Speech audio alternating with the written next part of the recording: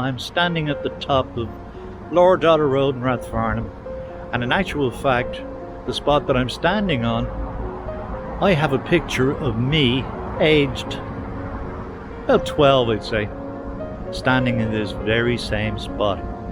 How do I know it's the same spot? Well, as I look across the road, and I'm going to show you in a minute, but as I look across, I can see the corner of the first house there. And if you look at the photograph of me standing here, you can actually position me, because the corner of that house is in the original photograph. So I just said I'd come along, do a little piece here, because this is where everything starts for me. This is Lower Dodder Road, and in actual fact my bedroom would have been right behind me here. Let's go around and see what I can see. Now, can you see all that traffic coming down here? Well, there's a major junction just there now, but when I was a kid, that was a very small, straight, almost country road. Not quite country, but nearly. Firstly, let's have a look, and I'll show you exactly where my bedroom was. Now, those are the houses on the opposite side of the road, and I'll swing around looking down Dodder Road through the trees, many of which weren't here at the time I was a kid, and through the trees you can see some shops over there which were there when I was a kid. But now, where the traffic is driving down, that road didn't exist. And straight across here, that was one continuous field where we played as kids. And my bedroom was literally 10 feet in front of me here, right underneath that tree. Naturally enough, the tree didn't exist back then either. But to get to the River Dodder when I was a kid, what we did was, coming out of my house, walking towards the gate this way, then we would go down this laneway here, where you can see a few cottages down there. That's St. Agnes Terrace, and obviously they're building some new houses up there on the other side of the river. But that was how we accessed the river back then. Unfortunately, that's all overgrown now. There's no way of getting near the river. But in actual fact, there's a set of steps still there in amongst all those bushes and trees. Now, as I come up these couple of steps, this is a major junction.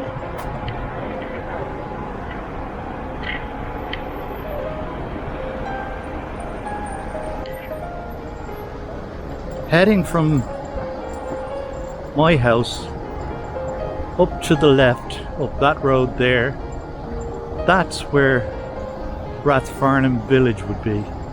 Just about less than half a mile along that road is Rathfarnham village. Then in the opposite direction, I'll swing around slowly so you get an idea of just how busy this junction is. But in that direction, again, roughly half a mile, is Terenure, another village, and that's where we went to school. We walked to school every morning along that road, straight down to Terenure and St. Joseph's Boys National School. Okay, I'm going to show you one more thing.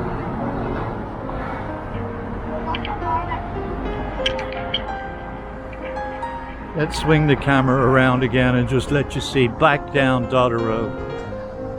Okay. Now, at that stage, Dodder Road was actually the main road. The road that I've just shown you to my right here didn't exist back then. That was a much later addition. It's now a major junction, as you can see. So swinging back here to the corner of these houses,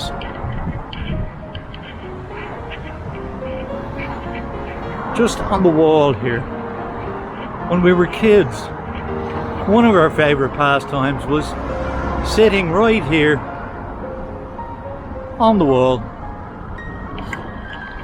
counting cars as they came past. Yeah, we used to just sit here on the wall, and if you got 10 cars in an hour, you'd be doing well. Now look at it. 10 cars in 10 seconds. It's unbelievable how times have changed. Now, if you look at the other side of the road, you can see a steel fence, a steel railings going all the way from Pierce Brothers Bridge there, and it stops then at the traffic lights. But the thing is, when I was a kid, it ran all the way to the corner of those houses over there. It didn't stop at the lights. So coming back to Christopher Moriarty's book, which I've mentioned many times, Christopher's book is called Down the Dodder, and the reason for that was you couldn't go up the Dodder in those days because of the fact that that railing ran right the way along. That was all a farmer's field back then. Amazing stuff. I have a lot of stories about that as well, but we'll forget about that for now. But I just thought you'd like to have a look and see where I came from, what the place was like back then, and look at it now. I mean, I'm looking at the traffic stopped across the road there, and I can count 1, 2, 3, 4, 5, 6, 7, 8, 9, 10, 11, 12, 18 cars that I can see before the bend, and there are more behind that. And of course the old 16 bus. Right, I'm going to show you one more thing. Just walk up towards Terranure and have a look over the bridge. Now, looking down on the Dodder from the bridge, if I just turn the camera slightly to the right,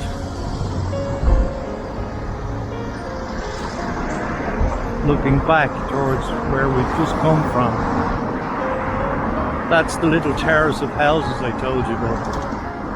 And those trees there and bushes block off any entrance to the Dodder. But when I was a kid, we could play along that section of the bank of the river. Now you can't even access it. But I'll give you a look from the other side. I'm on the right bank of the River Dodder. Literally on the bank just by Dodder Road. You can probably see traffic driving down there and some people coming this way. So I'm going to bring the camera around and look back upriver. Because right now there's a cormorant, a young cormorant, sitting on a branch above the water. He's up here, and I'm gonna just walk that direction. It's funny, as a kid, I don't remember the bank being so overgrown as it is nowadays. But anyway, doesn't really matter. I'll just walk through all this, because there is actually a beaten path here, so I'm not obstructed, if you like.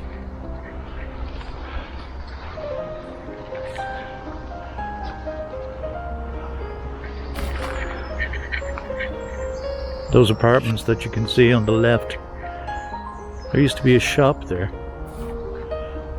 and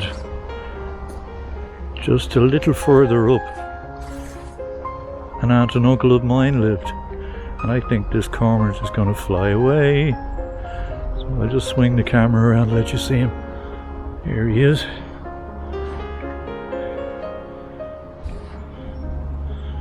Maybe not. He has the look of a guy who's about to fly.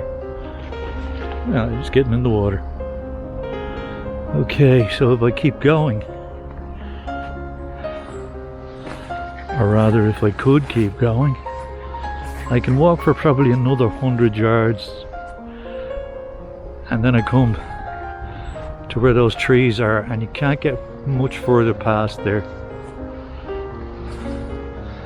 But on the other side of those trees is Rathfarnham Bridge.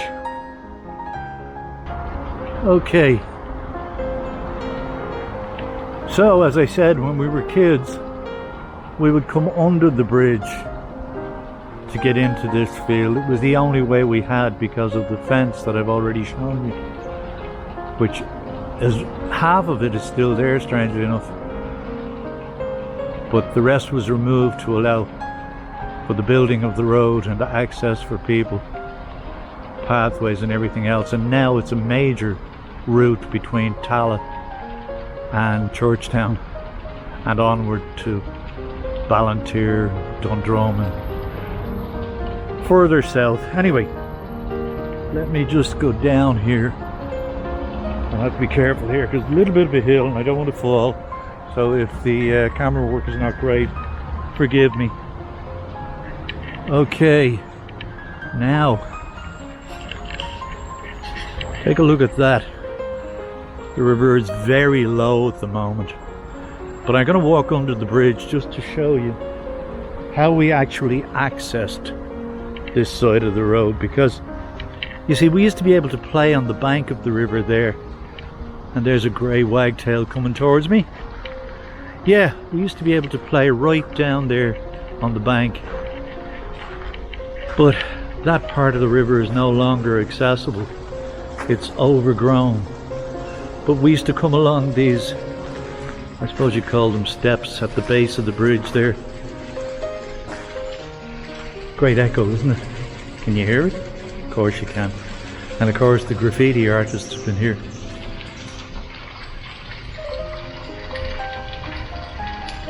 There you go. If you're interested in graffiti. But yeah, we used to make our way along those steps. Obviously as kids it was no great problem. We were fearless, of course, and we swam in the river quite a bit as well. I have to be honest though, I'm a lousy swimmer. But there you go, there's what it looks like from underneath the bridge back down along the Dodder. Okay, I'm going to swing around, give you a little look upriver. Not much to see from this vantage point, but we'll take a little walk and see what we can see. There you go. So I'll just walk forward a little bit on the stones. This is as close as I can get to the river. And this is one of the very few places along this stretch where you can actually get right down beside the river.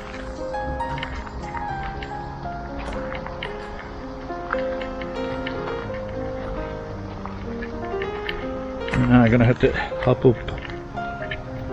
Whoops! I'm getting too old. Now, I think I'm gonna struggle to get through here. In fact, I don't even think I'll attempt it. It looks a bit rougher than where I was the other day. But I just thought you'd like to see some of what's around here. Okay, let's get back up into the field.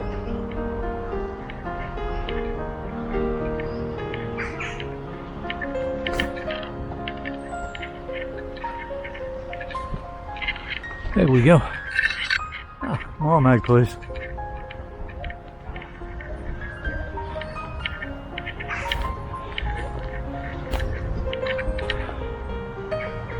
There you go.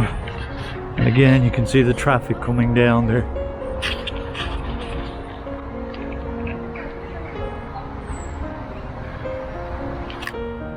So we'll take a little walk. We won't go too far, but we'll take a little walk along the way.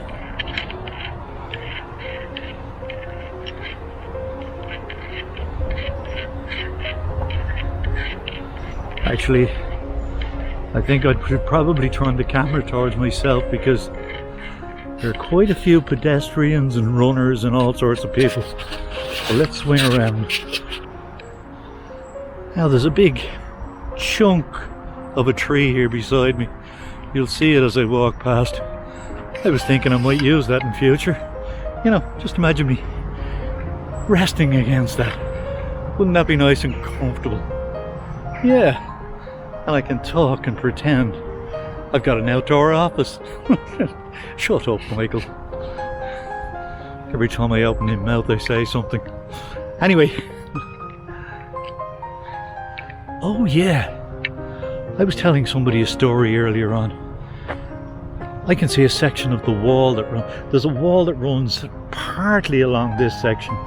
It's completely overgrown, except for this little piece here. And I think maybe one or two other pieces along the way, but when we were kids, I remember one day, now remember my dad died in 1961. That's a long, long time ago. But I do remember one day, he brought us up for a walk along here, myself and two mates. And as I said, this was a farmer's field with a big herd of cattle. And somebody allowed a couple of dogs to get into the field one day. And what happened? Naturally, of course, the cattle stampeded. So what did my dad do? He grabbed the three of us by the scruff of the neck and threw us over the wall onto the bank of the river, just in time to get over himself before he was trampled on by a big herd of cattle. I've never forgotten that day. It was amazing. Anyway, I'm just going to give you a look at the river here again, because there is a section of wall still not overgrown, but that you can see, and I'm standing right beside it. There you go. You can see the section of the wall and the river in the background.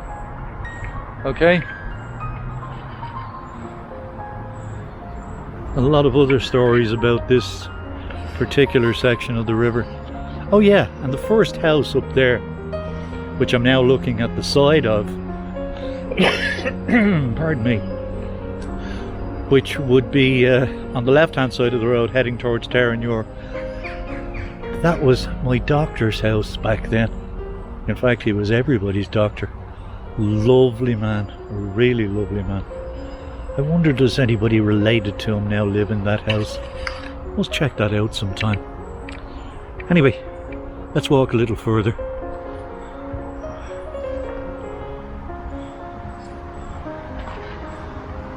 Okay, we're back out. And as I said, I'm not going to walk too far at this stage. I think I have enough of what I need for this. So there are a lot of people around and I don't want to include anybody without their permission. So I'll just walk to the end of the pathway here, turn left and head back to the car and leave it at that for now. What do you say?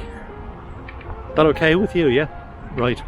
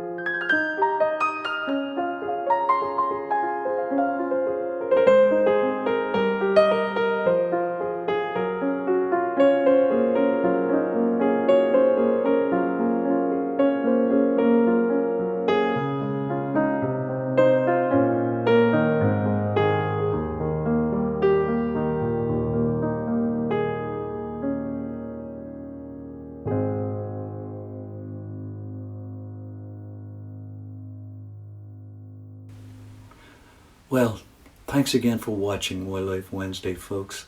I hope you enjoyed this week's episode, and if you did, I'd be grateful if you'd give it a like and subscribe to my channel. And when you do, don't forget to ring the bell so you're notified every time I upload new content. If you'd like to purchase a copy of From Sunrise to Sunset, you can follow the link below the video. Till next week, stay safe, stay healthy, wash your hands and wear a mask where necessary while continuing to maintain social distancing. We're not quite out of the woods yet. Take care, folks. Bye.